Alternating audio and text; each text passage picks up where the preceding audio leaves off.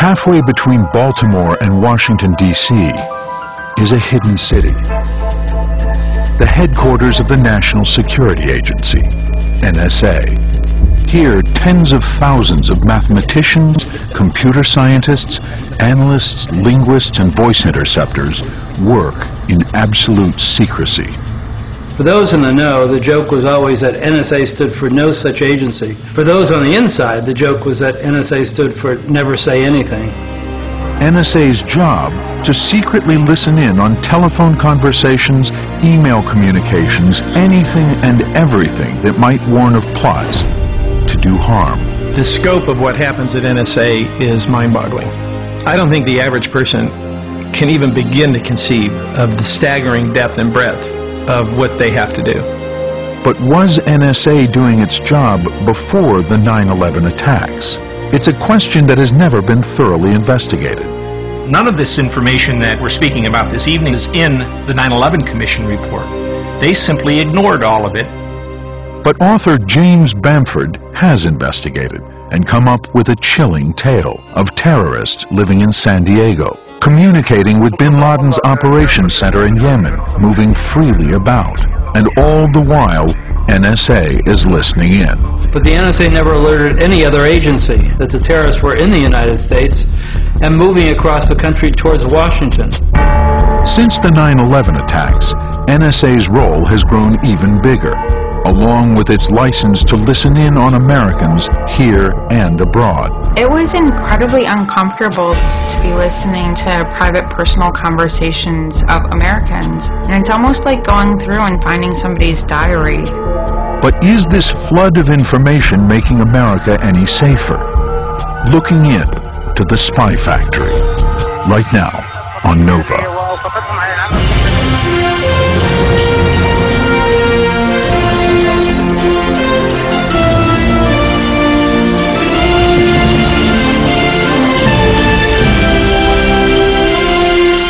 Major funding for Nova is provided by the following. 15 minutes between Braddock Road and 66 and at St. Barnabas Road. DC 295 split.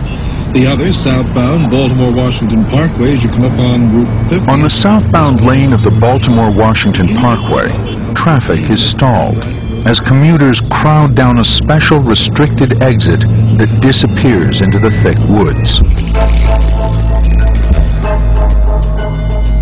Beyond, hidden from view and protected by electrified fences and heavily armed guards, is the largest, most secret, and most technologically advanced intelligence agency in the world, the National Security Agency, NSA. Its mission, making and breaking codes, tapping into foreign signals, sifting through the international phone calls, emails, text, and instant messages that blanket the modern world. Every day, more than 20,000 people flood into this secret city. Unlike undercover CIA operatives spying in hostile territory, NSA spies use technology in what is believed to be the largest collection of mathematicians, linguists, and computer scientists on the planet. Author James Bamford has written about NSA for the past 25 years.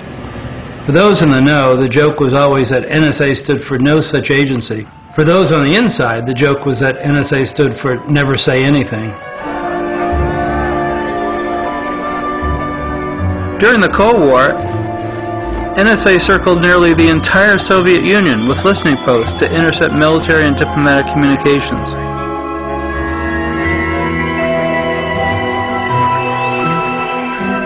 NSA even listened in on Soviet leaders calling to the Kremlin from their limousines. At its headquarters in Fort Meade, Maryland, NSA used acres of supercomputers to break any coded communications. But when the Soviet Union collapsed, a new enemy emerged. One NSA was never designed to engage. That enemy was Al-Qaeda. Eric Hasseltine was NSA's director of research. The Russians were easy to find and hard to kill, and terrorists are hard to find and easy to kill. Unlike the Soviets, Al-Qaeda was a small, scattered, moving target. Headquartered in remote mountain training camps, its soldiers communicated by cell and satellite phones. And if you look at the job of NSA to find the enemy, they had to go from looking at an enemy that they kind of knew who they were and where they were, to one that they didn't know who they were or where they were or how they communicated. For NSA, the challenge was to change tactics to match an increasingly dangerous adversary. In cities across Asia and the Middle East, Al-Qaeda operatives were using public payphones and internet cafes to plan a series of strikes that would culminate in the 9/11 attacks.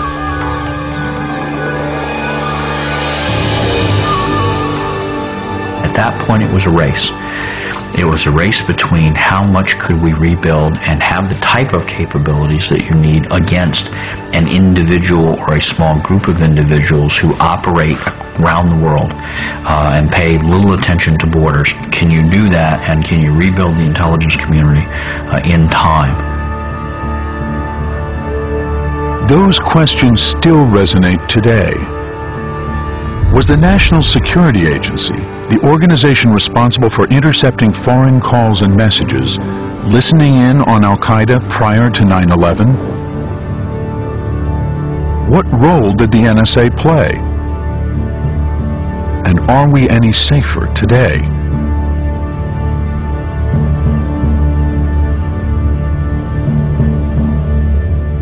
Surprisingly, the 9/11 Commission never investigated the NSA's role as fully as it did those of the CIA or FBI. But by carefully piecing together a variety of unclassified public records, the story of NSA and its role in the war on terror emerges. In my research, I used thousands of documents available in the public record. They included intelligence agency memos, transcripts of terrorist trials, and a secret FBI chronology of the 9/11 terrorist movements obtained under the Freedom of Information Act. One fact is clear from these sources: they were monitoring the Al-Qaeda leader long before 9/11.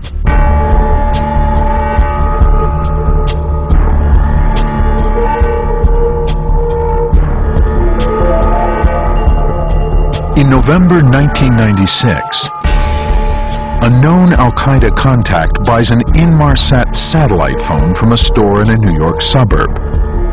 That phone is for Osama bin Laden.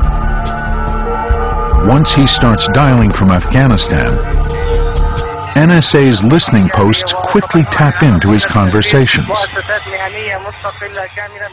Analysts at the CIA, like Michael Scheuer, head of Alex Station, the CIA's newly formed bin Laden tracking unit, are also eager to get the information.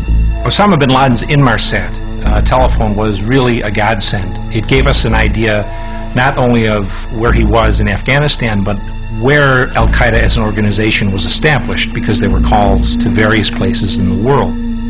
For NSA, tapping into satellite calls is a basic tactic in what's known as signals intelligence. Inmarsat phones transmit signals straight to a satellite orbiting over the Indian Ocean. By tracking all calls in and out of Afghanistan, the NSA quickly determines bin Laden's number: 873-682-505-331. Once they have this, they home in on both sides of his conversations, listening to bin Laden by means of a huge dish in space, and to the person he's speaking to with a dish-shaped antenna on the ground. In the intelligence business, signals intelligence is among the most important kind of intelligence options that you have. Hello. Electronic communications that are in the air. Whether from telephone to telephone, from satellite to satellite, from Inmarsat radio to Inmarsat radio. And NSA collects those with a very broad array of electronic collection capability. But once you collect them, all you have is the signals. And ultimately, it all comes down to the human being. Human analysts plot out which numbers are being called from bin Laden's phone and how frequently. They quickly discover that most of the calls from bin Laden's phone in Afghanistan are going to a house in Yemen, 2,000 miles to the south.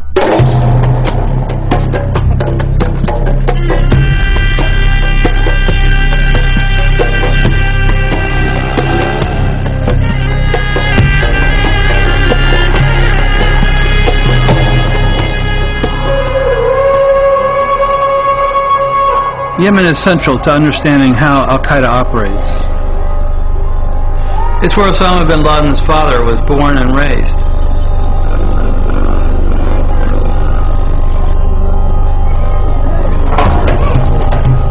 It has a culture of clans and secrets. It didn't surprise me that bin Laden chose its capital city, Sana'a, for his logistics and communications headquarters. What was surprising was that I found it tucked away in one of the city's poorest neighborhoods. The headquarters was hidden in a small, undistinguished house the CIA said was the home of one of bin Laden's closest associates. Bin Laden's phone calls aren't encrypted, so there is no code for NSA's supercomputers to break. Instead, NSA voice interceptors and linguists painstakingly translate, transcribe, and write summaries of the calls. The summaries are shared with the CIA, but its analysts at Alex Station want more. They believe that only by carefully studying each word will it be possible to understand bin Laden's intentions. Over time, if you read enough of these conversations, you first get clued into the fact that maybe a bottle of milk doesn't mean bottle of milk. And if you follow it long enough, you develop a sense of what they're really talking about. But it's not possible to do unless you have the verbatim transcript. We went to Fort Meade to ask the NSA's Deputy Director of Operations for the transcripts, and she said, "We are not going to share that with you." And that was the end. NSA declined Nova's repeated requests for interviews, but its policy since its founding has been to never share raw data, even with other intelligence agencies. Scheuer is so determined to get it, he persuades the CIA to build its own ground station. But without a satellite, he can only get half of the conversations. We would collect it, translate it, send it to NSA and ask for them for the other half of it so we could better understand it, but we never got it. A terrorist attack on Americans half a world away. August 7th,